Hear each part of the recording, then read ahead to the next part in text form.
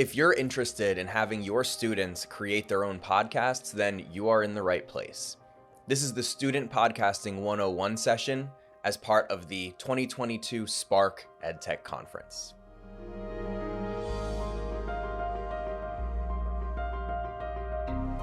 Before we jump right into student podcasting, my name is Tim Belmont.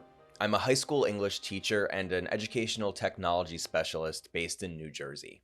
I've been teaching for the past 10 years, and of those 10 years, I've done podcasting with my students for about the last 4.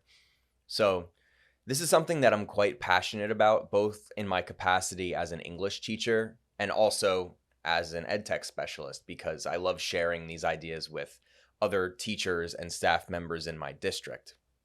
So I mostly use podcasting in my public speaking classes. Although, as we'll go over in this video, it really can be applied to any subject area. So this session is going to be split into 4 different parts, and each part will answer a question that you may have regarding student podcasting. The first part is going to address what exactly is student podcasting. In the second part, we'll talk about what exactly your students will be able to create using the knowledge that involves podcasting, whether it's making a fully fledged podcast or just making a little audio artifact. In the third part, we'll go over what hardware and software you may need, which is probably less than you might think. And then finally, we'll take a look at what the process is. So what does the podcasting process actually look like? And I'll share what the process has been like for me and the different steps that I've taken, and honestly, how it's gone for me and the things I've learned along the way. So let's jump in. Although most people are aware of what a podcast is, for this session and when we speak about student podcasting, the definition might be a little bit broader than our typical understanding of a podcast. When we think about podcasts, you may think about a serialized show that has multiple episodes that's professionally produced and then released online for the whole world to see. Now, optimally, when we talk about student podcasting, that's sort of the end goal, where students have the capacity to create a professionally recorded show, distribute it massively to a wide audience.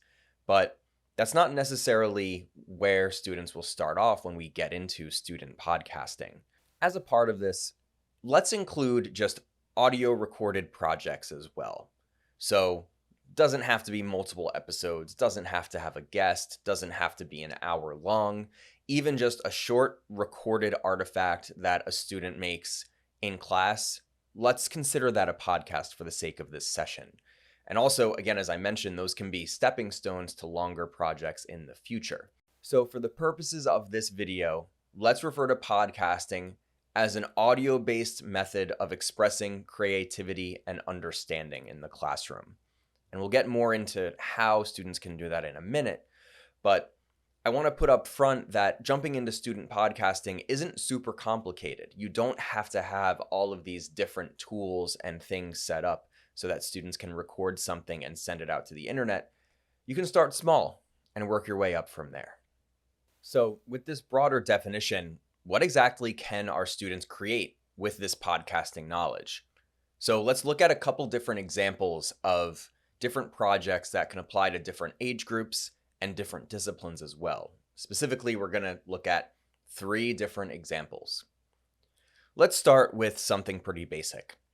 My older sister teaches 5th grade, and I was talking to her recently about student podcasting because I've been pretty gung-ho about it lately, and she knows that I teach high school, and so she asked, well, I think it's a really interesting skill for kids to have, but my 5th graders might not have the technical knowledge to create a fully fledged podcast. So I talked to her about how she can use some of this knowledge and information in her classroom. And what I suggested is doing an assignment, maybe a reading comprehension assignment where students have to read something and then explain their understanding. But instead of having students write down their answers, they could use a tool like Mote to record an audio response instead. Now, obviously, that's not really doing a podcast in our traditional definition, but for younger students, it's a great way to sort of get not only that exposure to those audio tools, but they can show their understanding and they can also promote speaking fluency as well. So Just using a tool to record audio responses is one way that you can apply these skills, especially for younger students. As students have a bit more autonomy and a bit more technical understanding, they can record audio artifacts that are a bit more involved.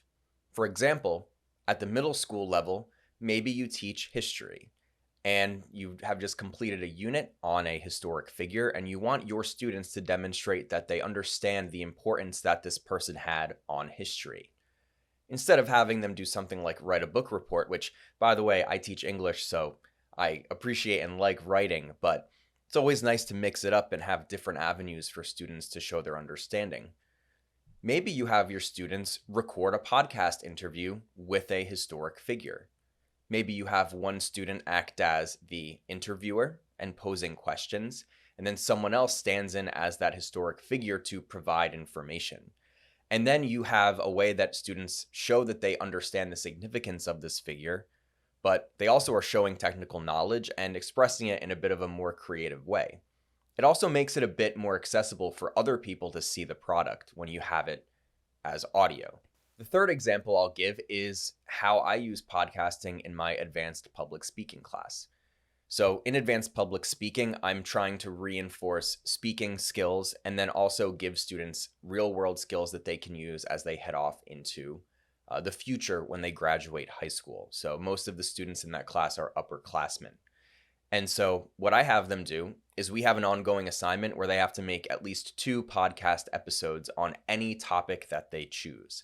This is sort of the top of that autonomy, learner independence ladder, where you give them all the skills up front and you sort of facilitate their learning. So students choose a topic that's interesting to them, they choose the format, and then we block out time in class for them to record. And not only are students recording their audio podcasts, but I also have them use Canva to create a podcast cover for distribution. And then also I've even had them sort of do a little advertising campaign as well. So you can bring marketing into it also. Now, obviously, those 3 project examples, that's not the only ways that podcasting can be used, but I think it's a pretty decent illustration of how you can tailor this, the idea of recording audio, to really any grade level and any subject and any learning goal, really. It's an extremely versatile tool. So you've decided that you want to delve into student podcasting. So now you're thinking, what hardware and what software do I need to get started? And the first answer I will give is that you really don't need too much. To jump in and do some simple audio recording, you can use things that you already have and your students already have access to. So first, just to clarify, hardware refers to physical outside objects that you would be hooking up to a device, including microphones and audio interfaces, and software refers to websites and apps that would help you record or edit your podcasts. So let's start with the hardware aspect. You do not need to wait until you've purchased a bunch of microphones to start recording podcasts.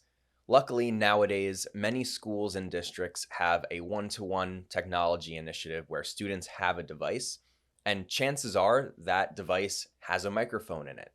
Chromebooks come with built-in microphones, as do iPads. And then also many students may have their own personal electronic device that has a microphone. If a student can get in front of any device that has a microphone, they can record. So as far as hardware, having just any digital device to record on is the first step. Now, if you decide you want to get a little bit more involved, and the reason why you may want to get more involved is because maybe your students want a higher audio quality podcast. Maybe your class is focusing more on some of that technology aspect of the whole process. And also having some of these outside devices, such as microphones and interfaces, can add to the authenticity of creating a podcast, which can raise the enthusiasm for students. So again, I could really get into the weeds on the different hardware and software available, but in a nutshell, what I'll tell you is that there are USB microphones available that plug in directly into a device such as a Chromebook that work immediately with multiple online apps and websites. And then to get more precise control, you could get an audio interface that plugs into a device and then you could have a microphone that plugs into that interface. So to give you a quick example, what I'm speaking on right now to you, I have something called a Scarlett Solo audio interface hooked up to my computer. Then I have this right here. This is a Rode pod mic. This pod mic is hooked up to the interface, which is then hooked up to the computer. That gives me a little bit more precise control over the recording. The audio interface itself has volume knobs and things like that, so I can make adjustments on the fly. Also, a lot of times, audio interfaces are needed for doing things like recording two microphones at once separately. If me saying that is just overloading you a little bit, then don't even worry about it. For now, you can start off with just whatever devices you have, and then as time goes on, if you want to dig in deeper to the hardware aspect, then that's awesome. As far as software, these are the things that are used on your device to capture the audio and either just compile it or edit it or share it. And you've got a lot of options here, and much like the different projects and the different types of hardware, it ranges from very, very simple complexity to giving you a lot of options, but having a bit of a learning curve. So let's start off with a couple different apps and websites to get recording. Probably on the most basic level, there's the website Vocaroo. If you go to the Vocaroo website, there's a button, you hit record, and it records audio, and it saves it as a file. So with something like this, you could do a quick little audio response for your students where they go on, let's say their Chromebook, they go to Vocaroo, they hit the button to record, they say whatever they want to say, and then they can upload that to Google Classroom or something like that.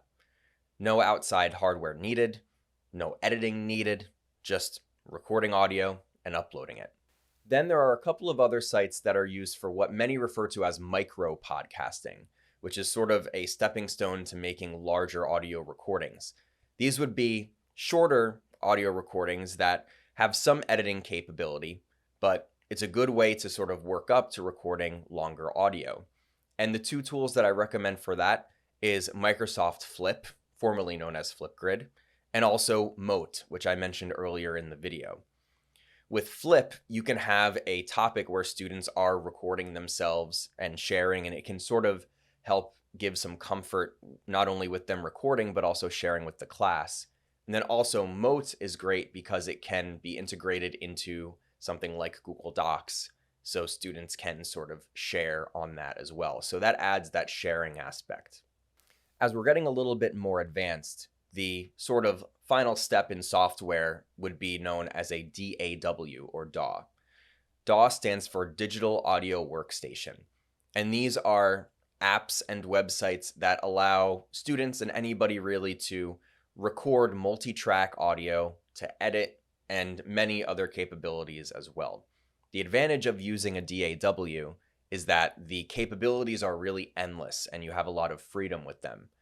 The thing is, upfront, students probably need to learn how to use it because they are very feature heavy, but usually it's worth it to have students mess around with them and see what they're capable of. So my recommendation as far as a DAW would be the website Soundtrap.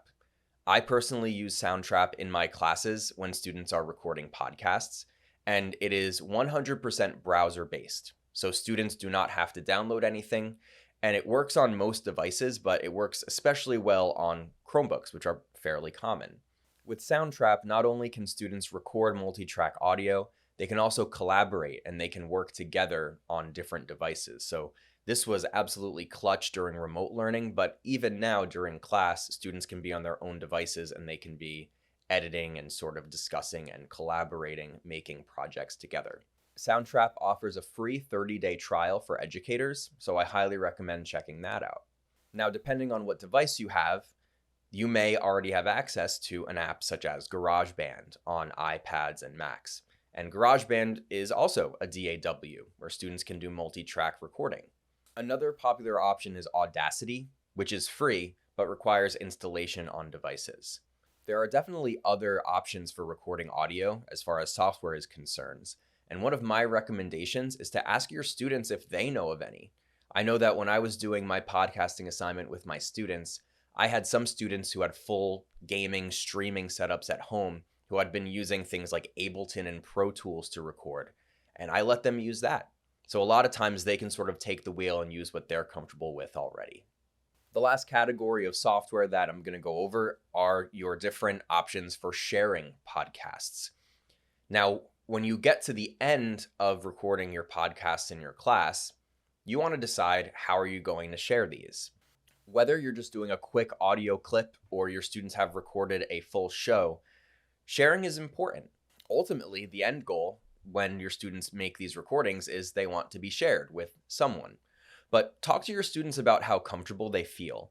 I would recommend at first having these products shared with just the class so they can hear what each other said, give each other feedback, and sort of understand each other's interests a bit more. But there are different websites available that can facilitate sharing within the classroom and beyond. One excellent option is Wakelet.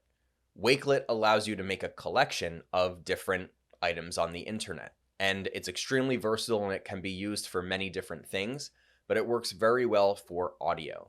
So you can create a Wakelet collection of student podcasts, and you can sort of decide how far out you want to distribute it. Is this link just for the class? Is it for the whole school? Or is it going to be public? That's up to you to decide. SoundCloud is another website that allows audio uploads. Be sure to check the privacy policy to see if your students have permission to upload, but similar to Wakelet, you can sort of decide the privacy settings of files that are uploaded to SoundCloud.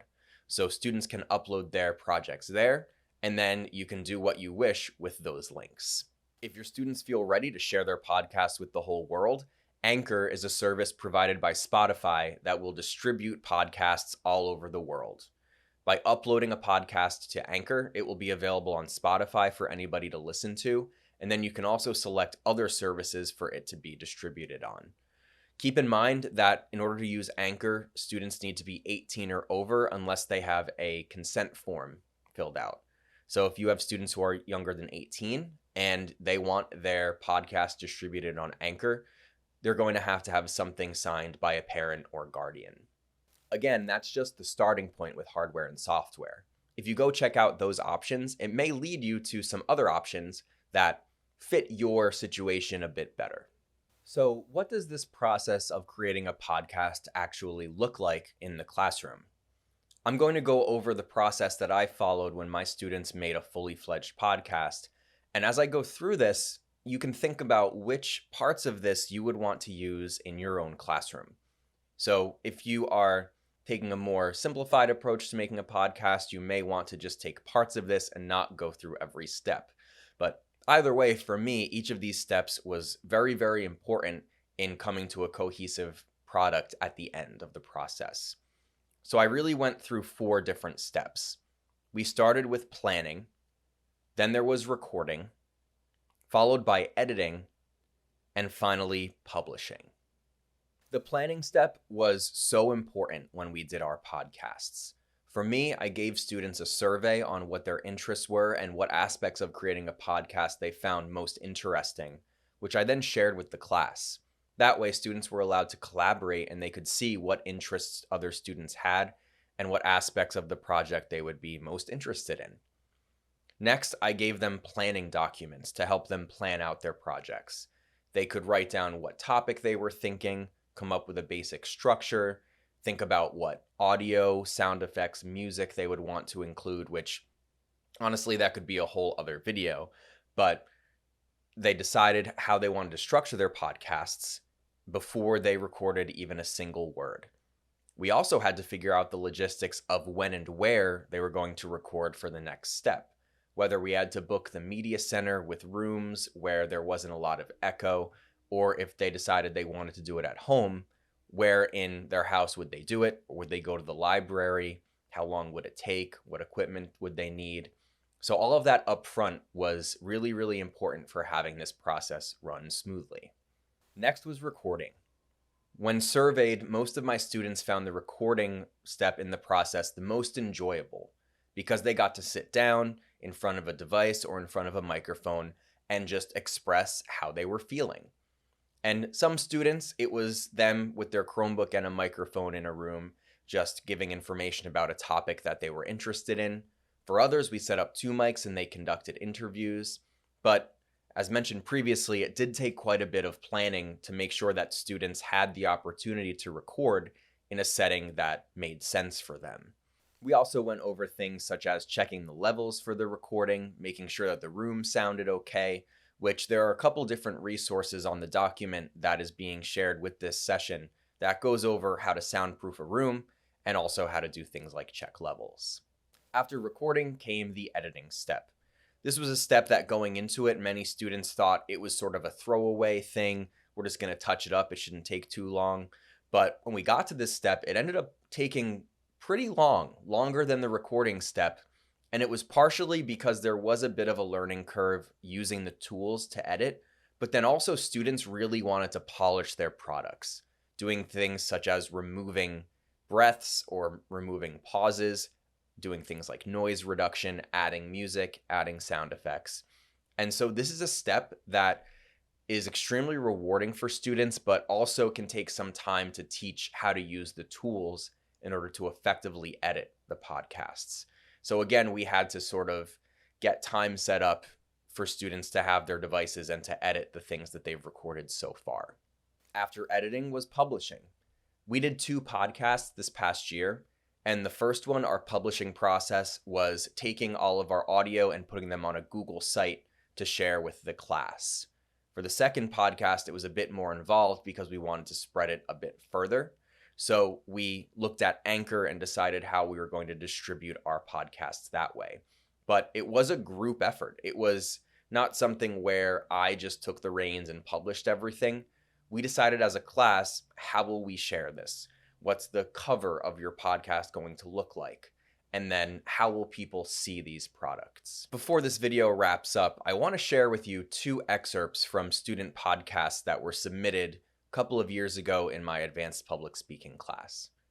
The first excerpt you're going to see is from a podcast submitted by 2 students who were explaining their experience understanding their own gender identity, and then how other students can sort of learn from their experiences. And the second excerpt is from a podcast that was submitted on the history of video games. And with both of these products, I was really blown away by the students' abilities to share things that they're passionate about and things that they feel important. At no point did I tell students, you need to choose something that's really close to your heart. They decided that they just wanted to do that.